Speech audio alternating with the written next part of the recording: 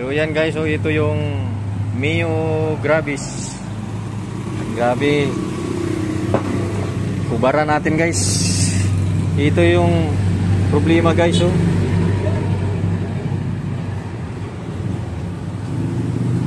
Oh. Naputol na. Pati yung dito, dalawa yung chassis dito sa kabila.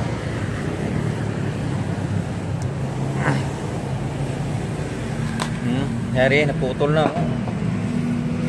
Yung nag-connection dito hanggang dito, ito na kinalawang na, naputol na. Yun ang nag min pipe nyo guys. Kinalawang, naputol na. Gabok na. Patungo dito nawala na, nahulog na. Yung gaya dito, yung sa kabila nawala na.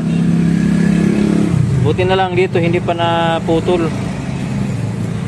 So gagawin natin dito guys, tanggalin natin ito. Pero ito okay pa, hindi pa to, mayroong ng kalawang pero pwede pa to.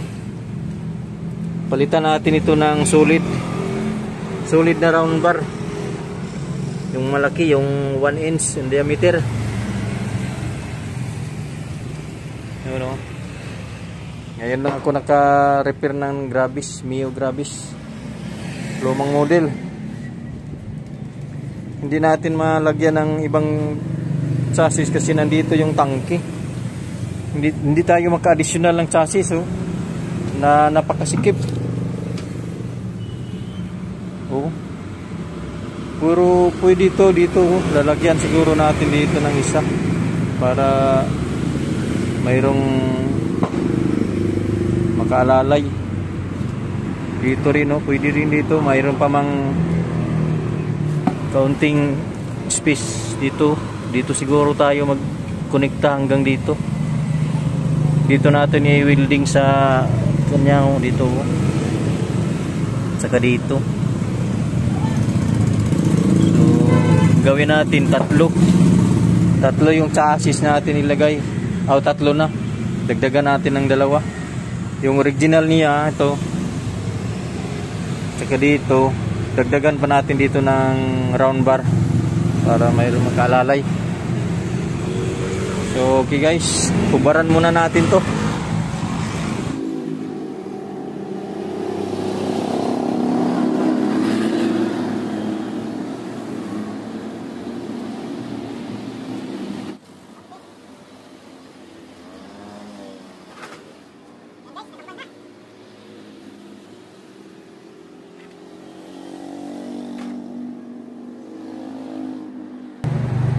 Guys, nahubaran na natin. Yan, oh. Paggaywang-gaywang na guys, oh. Wala na kasi dito, naputol na dito sa kabila. So bago tayo mag-welding guys, tanggalan natin ang mga connection sa CPU niya. CPU. So tanggalin natin yung mga socket, yung connection niya, para hindi nasira. Makasira ang welding kasi may kurente yung welding machine, baka masira yung mga pisa.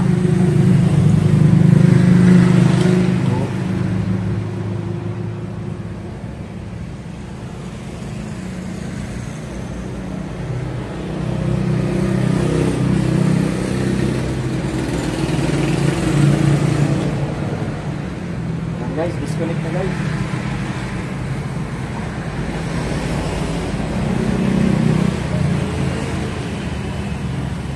So lahat ng connection kailangan naka-disconnect. Apagka Gravis na.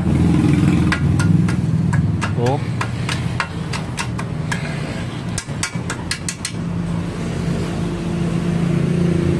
Ni-repair na pala to, pero chassis yung problema. Yun, oh.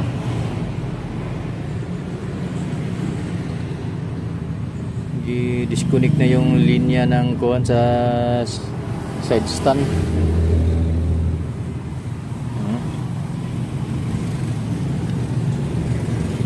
kailangan natin ito putulin at saka lagyan natin ng yung tubo na makapal. So dito matibay pa siguro dito. Ito lang yung kinalawang. So hanggang dito lang tayo maglagay ng tubo. Siguro ganun lang kahaba yung tubo natin ilagay dito para mag-connect dito sa ilagay natin dito na sulit na round bar para tumibay. Ito yung mga bracket oh. Pinalawang na. So kailangan natin to guys i-align bago natin putulin natin yung ibang mga parte kasi mawala tayo sa alignment. Buti na lang to hindi pa naputol lahat. Mayroon pa tayong guide. So yan lang guys, subaybayan nyo yung vlog natin. Yung mga about sa mga chassis ng mga problema.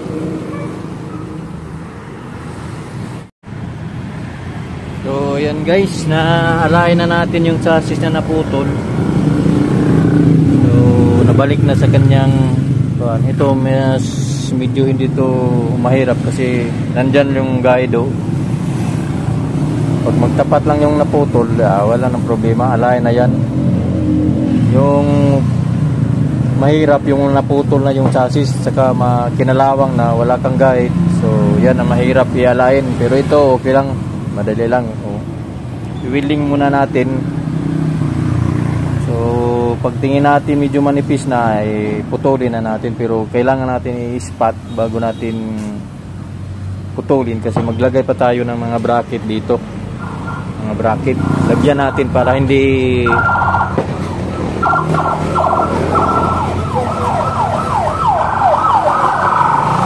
mayroon siguro bisita. Mayroong bisita yung city namin. So yun guys, kailangan natin i-welding bago natin putulin kung kailangan tanggalin. So bago natin putulin, i-welding muna natin dito para makalagay tayo ng bracket dito. Hanggang dito 3 para hindi mag-disalign. So yan, i-align muna natin, tingnan natin sa labas para makita natin kung naka-align pag katapos natin pag welding dito. Yan guys, natapos na natin paglagay ng mga bracket. So ilabas natin para makita natin sa layo kung align ba yung kanyang gulong.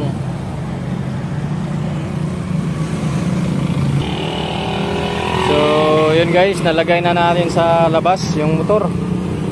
Silipin na natin. So kung makikita nyo, naka-align na yung kanyang chassis. Yung dito, yan o, naka-align, okay lang. Pero mas maganda tingnan kung mayroon tayong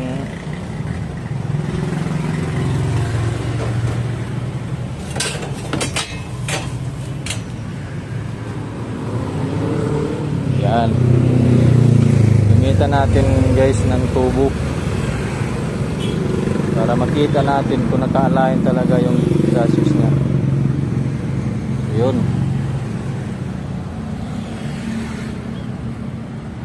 So kung nakikita nyo, nakasintro na yan sa tubo namin chassis niya.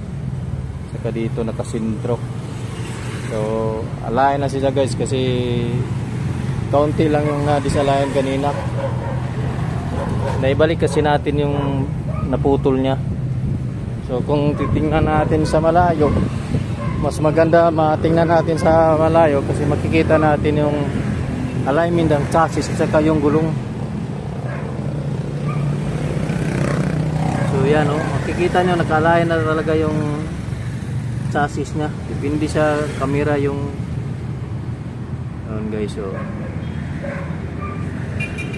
yun, silipin natin sa baba yung gulong nya sa abante. yun, nakalain na.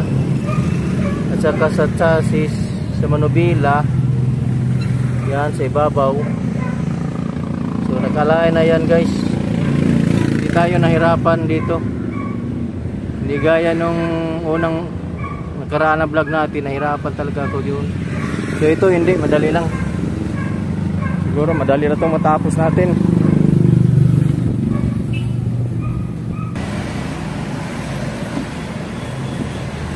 Tanggalin natin guys yung tangki para sumabog tayo.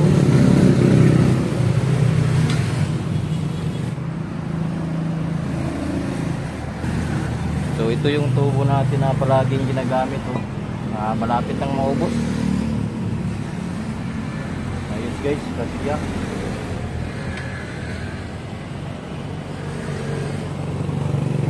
Yan, ito yung gagamitin natin. Ano natin dito, pasok para matibay.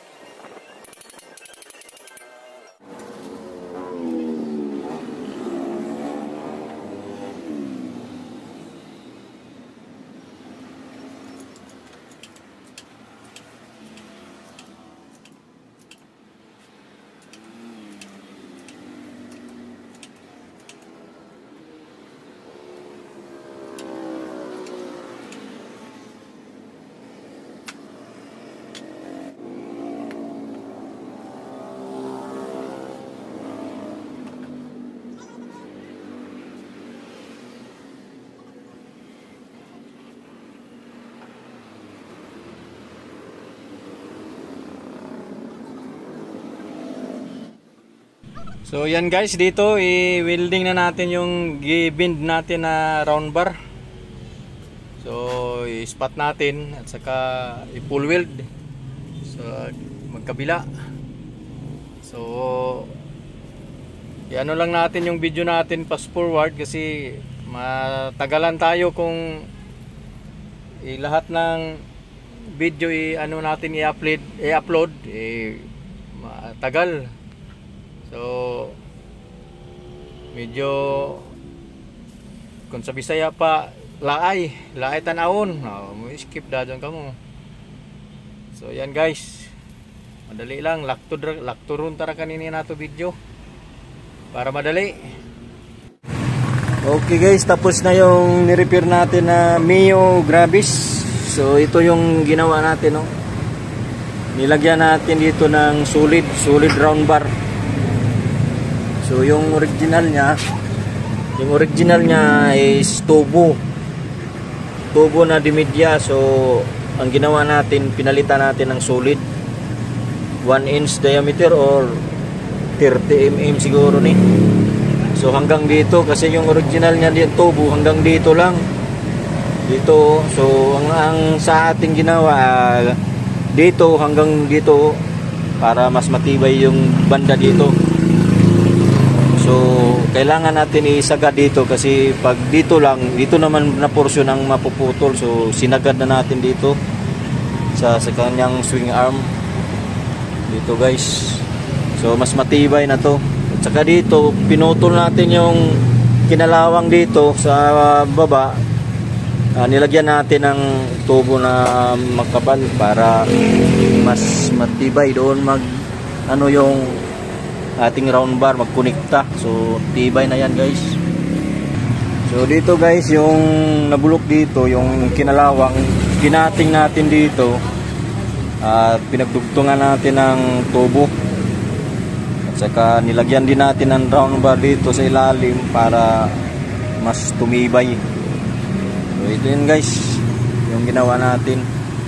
At saka pull weld natin lahat. So tapos na to guys, ibalik na lang natin yung cover at saka i-repaint muna natin para matagal makalawangin.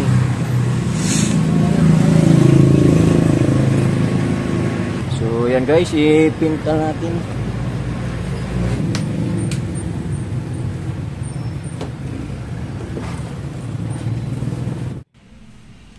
Okay guys, tapos na sa pag-repair natin yung Mio Gravis. So kailangan na natin i-testing. So check natin yung mga signal light, sirbato, headlight. So kailangan sa pagkuha nila kumpleto. Yun, mga signal light sa likod. So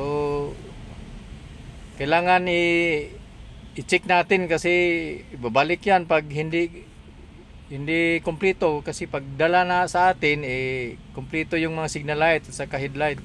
So kailangan sa pagbalik natin kailangan kumpleto rin. So yan, kailangan na natin i-test drive sa labas para kailangan natin yung malaman kung kabig yung manubila, so meaning disalign. So kailangan i-check natin, pero sa palagay ko guys, kalos kuha na yan, sobrang tama na yung alignment nya. So dito natapos yung vlog natin. So salamat sa inyong panonood at saka shout out sa inyong lahat. Hindi ko na i-mention sa lahat kasi isa-isa, kasi ang dami na. Sa inyo na lang lahat, shout out. So God bless sa ato tanan. Sana nandyan tayo sa mabuting kalagayan. Thank you.